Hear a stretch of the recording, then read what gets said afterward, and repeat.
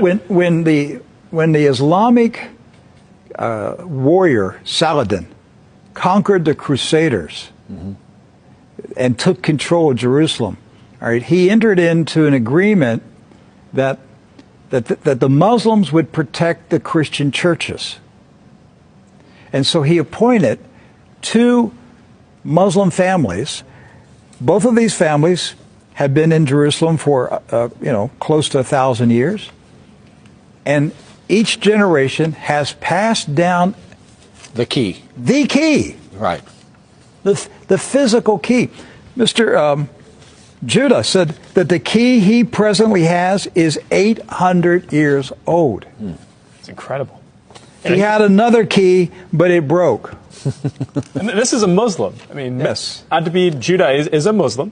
And he said it's a great honor for a Muslim to hold the key to the Church of the Holy Sepulchre, which is the most important church in Christendom. That's not disrespect. That's, we don't hear this in America. We don't hear, because what we have been told is Christian Americans, you should hate Muslims, you should kill Muslims. Because they're going to tear down all the churches and basically just ransack them and everything else. But here we have two families that for nearly 1,000 years have actually been watching over Christian churches. That's right. So who planted into our minds here in America that we should hate and kill Muslims? Who planted that thought in our head? Because it came into our society after 9/11. That's correct. So 9/11 was a calculated, planned operation, and it changed everything in our country. And so we were saturated with media propaganda, which who owns the media in this country? So we're saturated with this media propaganda. You Americans, you need to hate Muslims. You need to go to war. You need to send your sons to go kill Muslims. All right? And yet, when you go to the Middle East, you find out that the Muslims, like Christians, are taking care of Christian churches. Yes. Do not hold animosity against Christians or Americans, except in the case where Americans are pushing for war in their countries or trying to take their land. So they've lived together. They've lived together for centuries and centuries.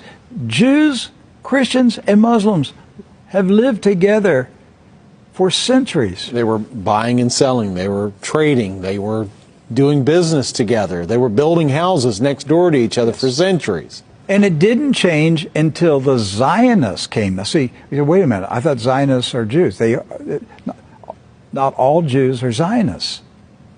And not all Zionists are Jews. Right. Zionism is a political movement. Yes. Right. It's an ideology. Yes. Not an ethnicity. And so when the Zionists came to Jerusalem and Palestine, basically in the 1920s and 30s and 40s, right, they came to agitate. They came to infiltrate. They came to seize control. And so they formed paramilitary groups, like Irgun. And that's where Ariel Sharon and Menachem Begin, and these guys were young terrorists. And so there's where the hatred started to come in. The fighting, the animosity, the bitterness. But it didn't start until the Zionists appeared. Jews, Muslims, and Christians were coexisting. Yes. That's right.